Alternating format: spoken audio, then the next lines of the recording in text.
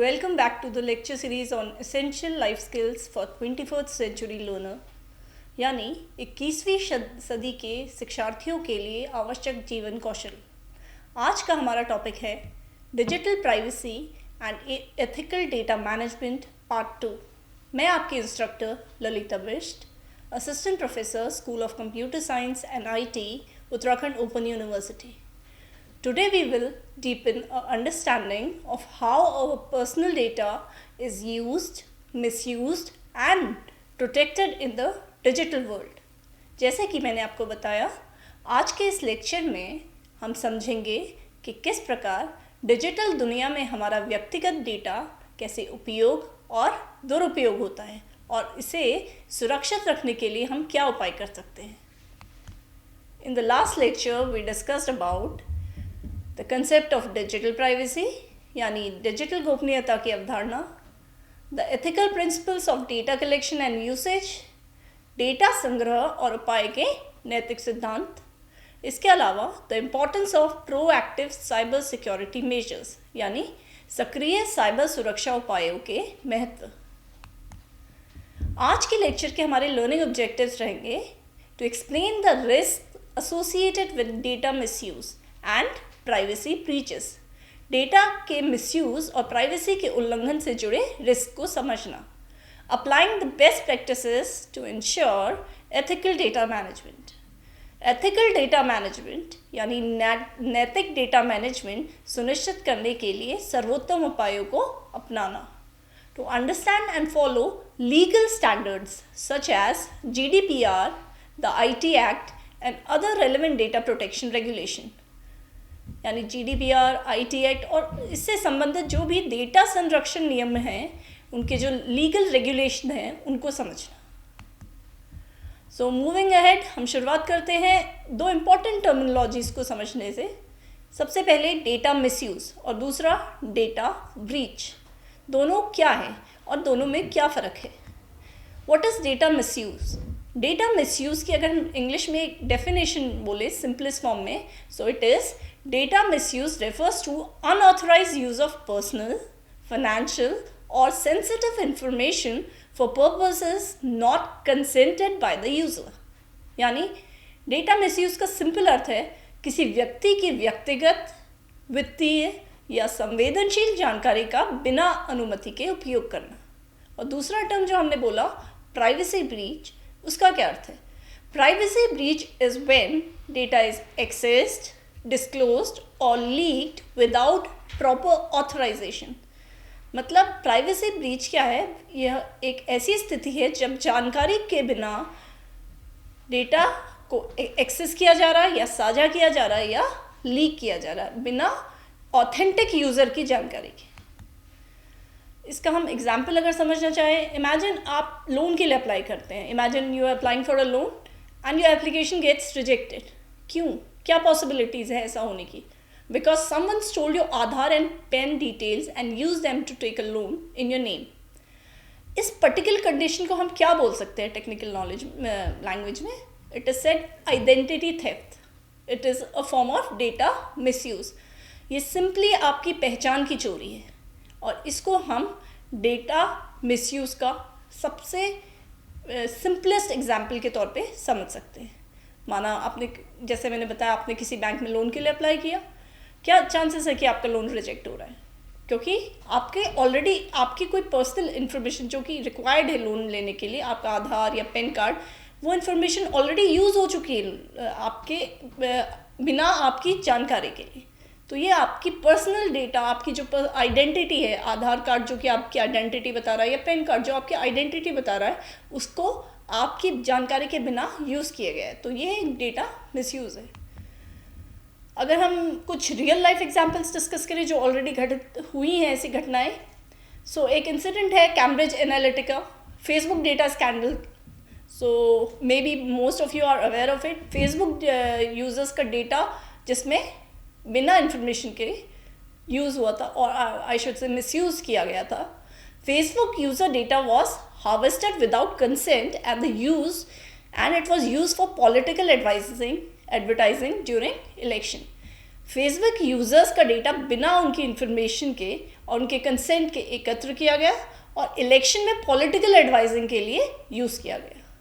सो ये एक जो रियल लाइफ एग्जाम्पल है डेटा मिसयूज़ का। इसके अलावा आधार डेटा लीक केसेस भी हुआ है, जिसमें personal Aadhaar information like name, address and bank details were made publicly accessible on some government portal। तो ये अगर एक्सीडेंटली भी हुआ है केस, तो कुछ गवर्नमेंट पोर्टल्स में बहुत से आधार यूजर्स की जानकारी बिना उनकी अनुमति के पब्लिकली एक्सेसिबल हो गई थी। इसके अलावा कोविड-19 के ड्यूरेशन में जूम प्राइवेसी ब्रीच का केस हुआ था। There was issue with Zoom. उस ड्यूरेशन में जब क्लासरूम टीचिंग बंद थी या ऑफिसेस क्लोज थे, तो important meetings were held in using the zoom app, online conduct कराई जाती थी। एंड तब एक टर्म उस पर यूज़ हुआ है जो जूम मीटिंग्स थी, many of the meetings were hacked and it was termed as Zoom bombing, where strangers entered the private meeting due to poor security setting. Security setting अच्छी ना होने के कारण कई प्राइवेट मीटिंग्स में स्ट्रेंजर्स ने link के जो जूम मीटिंग के लिंक थे उनके थ्रू एंट्री की।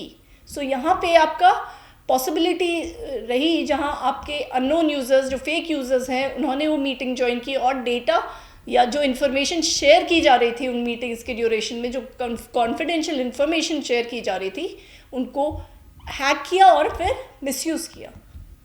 इसके अलावा पेगासस स्पाईवेयर कंट्रोवर्सी हुई, जिसमें reports reveal that Pegasus spyware was used to surveil journalist, activist and politician through their smartphones.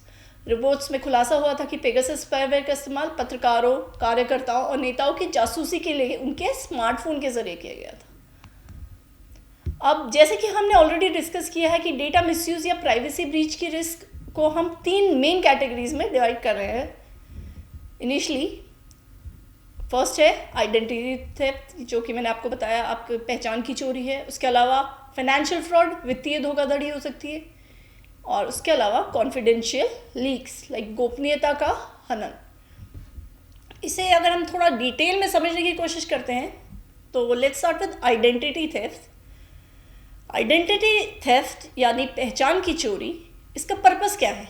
अक्सर आधार, पेन या बायोमेट्रिक डेटा चोरी करने के लिए किया जाता है और इससे जुड़ी फर्जी बैंक खाते या सिम कार्ड के लिए भी इसको यूज़ किया जाता है। जो इन्फॉर्मेशन चुराई जाती है इन्हें फर्जी बैंक खाते खोलने के लिए या फिर सिम कार्ड, फर्जी सिम कार्ड यूज़ करने के लिए या इशू करवाने के लिए ये आइडेंटिटी थेफ्ट किया जाता है।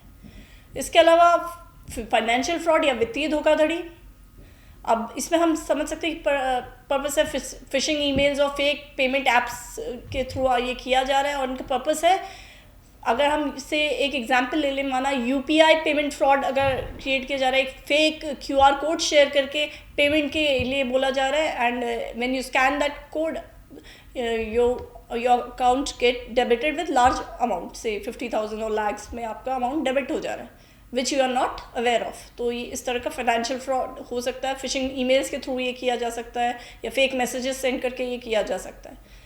उसके अलावा है कॉन्फिडेंशियल, आपकी जो कॉन्फिडेंशियल इन्फॉर्मेशन लीक हो रही है, गोपनीयता का हनन।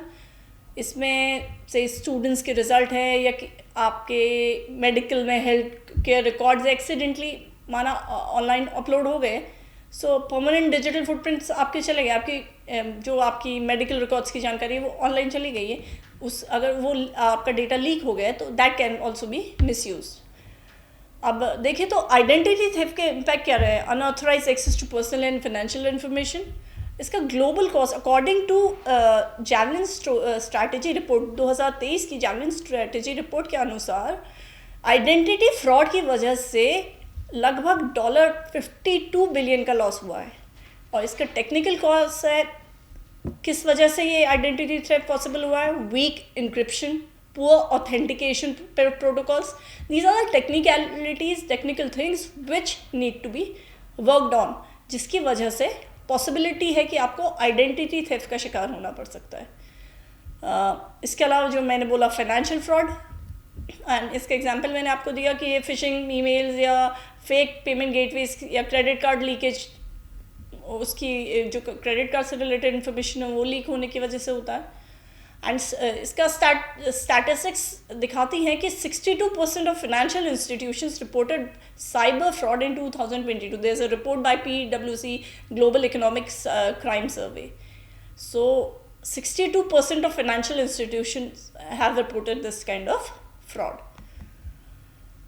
अब लॉस ऑफ कॉन्फिडेंशियलिटी, इसमें मेडिकल रिकॉर्ड्स और student records, as I told you, confidential कुछ इन्फॉर्मेशन थी विच गेट्स लॉस्ट, और वो जो ऐसा कॉन्फिडेंशियल डेटा अगर लीक हो रहा है या ये गलती से अगर अपलोड हो जा रहा है इस तरह से ऑनलाइन की पब्लिकली एक्सेसिबल हो रहा है, तो कुछ मैलिशियस नीचे के लोग या कुछ जो साइबर फ्रॉड्स होते हैं वो इस डेटा को एक्सेस करके मिसयूज़ करते हैं.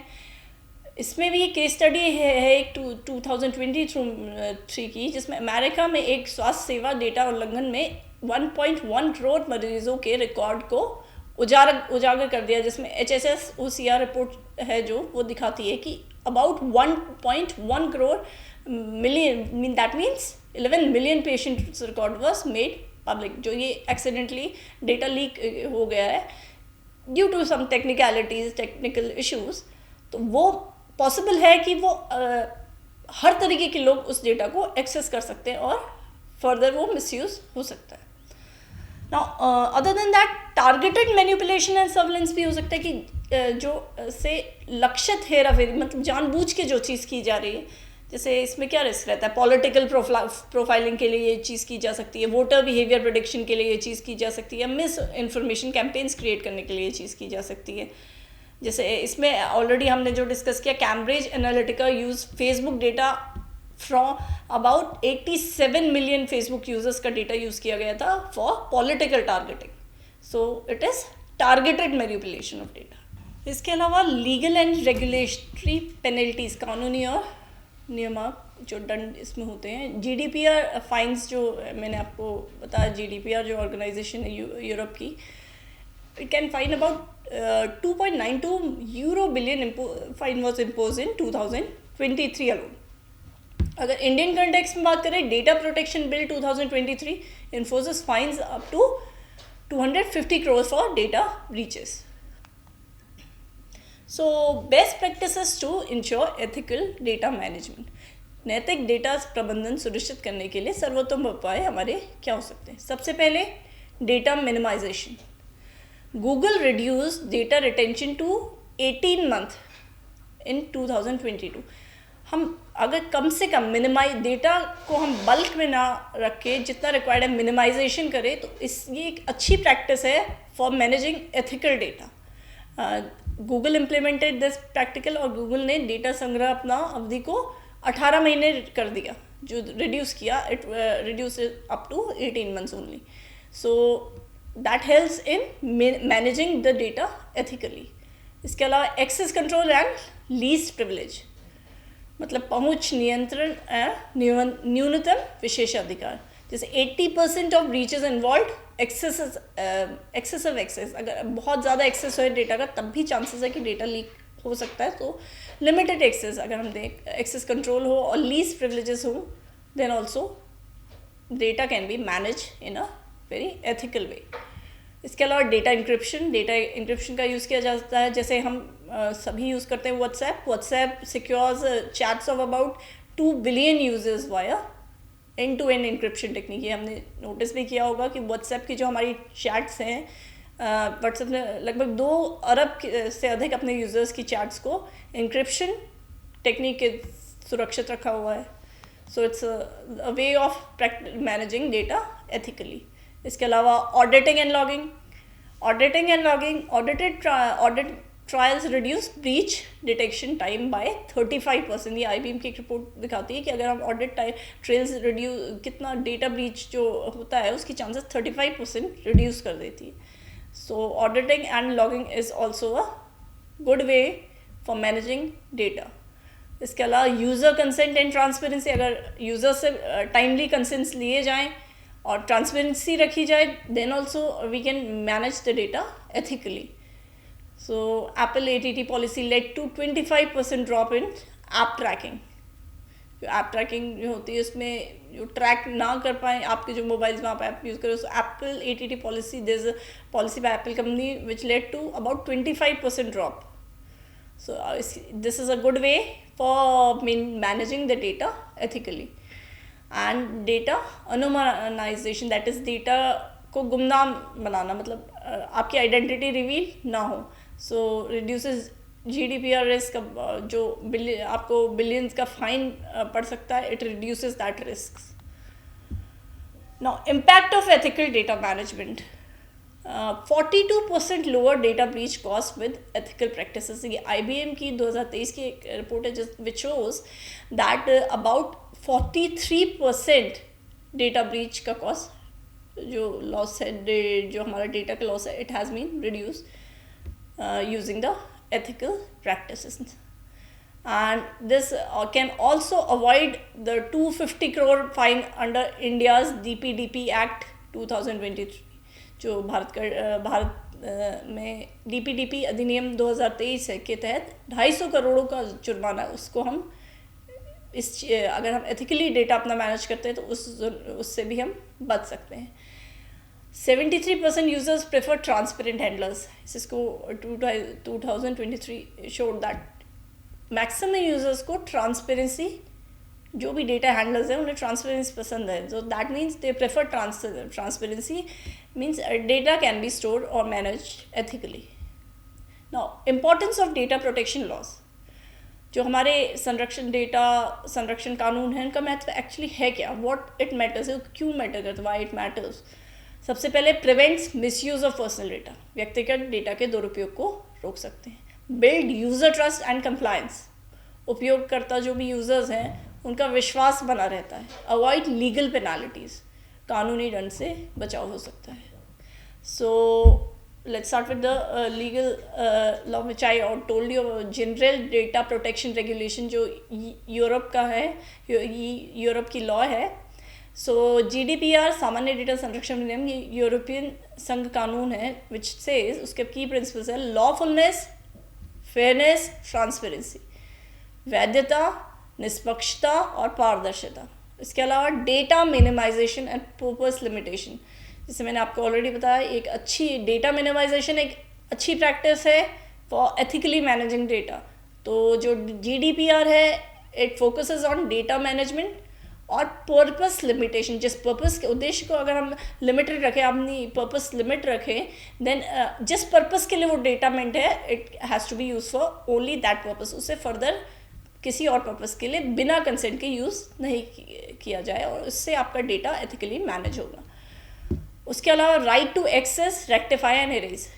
GDPR provides user the right to access, rectify और इरेज. अपना आपने कोई इन्फॉर्मेशन प्रोवाइड की है किसी भी ऑर्गेनाइजेशन को, then as a user you have the right to access that information. आपके पास वो राइट है, आप उसे रेक्टिफाई कर सकते हैं, संतोष उस पर जो करेक्शंस हैं आप रिक्वायर्ड है वो कर सकते हैं, और उससे आप रिमूव भी कर सकते हैं. इसका एक एग्जाम्पल है इन May 2023 मेटा, जो formerly Facebook, it was fine 1.2 billion euro by Irish data protection commission for violation GDPR 2023. So ये फेसबुक ने ऑलरेडी ये फाइन दिया हुआ है. There is a fine about 1.2 billion which was paid by Facebook for not following GDPR. उसके अलावा the IT Act 2000, India का जो IT Act है, there are different sections in IT Act you meant for data protection. जैसे section 43 है, the section 43A says compensation for failure to protect data, मतलब data सुरक्षा में अगर विफलता है तो उसका मुआवजा भरना पड़ेगा. सेक्शन 66E है punishment for violation of privacy, अगर गोपनीयता का उल्लंघन हो रहा है तो उसके लिए पनिशमेंट वहाँ मैंशनड है. उसके अलावा section 72A which is disclosure of information without consent, किसी यूज़र की इन्फॉर्मेशन को उसकी परमिशन, उसके कंसेंट के बिना अगर डिस्क्लोज किया जा रहा है तो उसके लिए लॉ है. There is a section 72A, अगर ऐसा किया जा रहा है तो उसमें उस पनिशमेंट उसके लिए मेंशन है. So these laws, the acts, the laws are very much required at present time and are effective enough to deal with this. इसके अलावा इंडिया ने एक नया एक्ट है इंडिया का 2023 का, India's DPDP act 2023, digital personal data protection act. Bharat का जो डिजिटल व्यक्तिगत डेटा संरक्षण अधिनियम 2023 है, इसकी जो कंडीशंस है वो हम देखते हैं। Consent is mandatory for data processing. किसी भी डेटा को प्रोसेस करने के लिए सहमति हमेशा आवश्यक है। जिस यूज़र का डेटा प्रोसेस हो रहा है उसकी सहमति, उसकी रजामंदी होना ज़रूरी है। Users have the right to correct और डिलीट डेटा।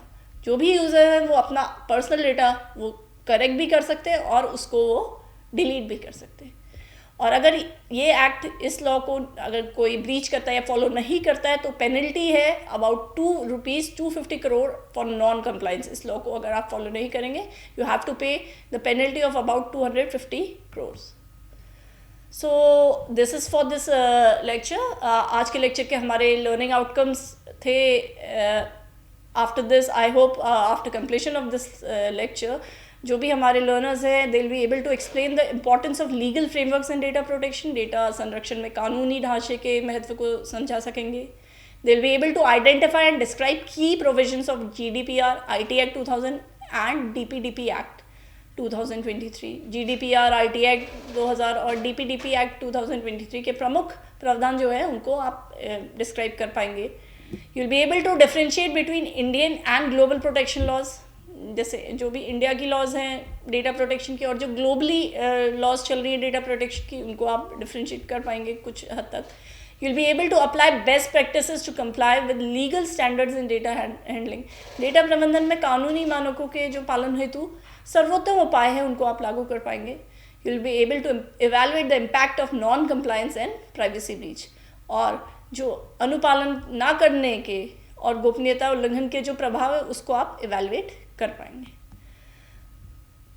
अगले लेक्चर में हम पढ़ेंगे managing digital footprint in professional life. व्यावसायिक जीवन में डिजिटल फुटप्रिंट का प्रबंधन। So this is for the day. Thank you.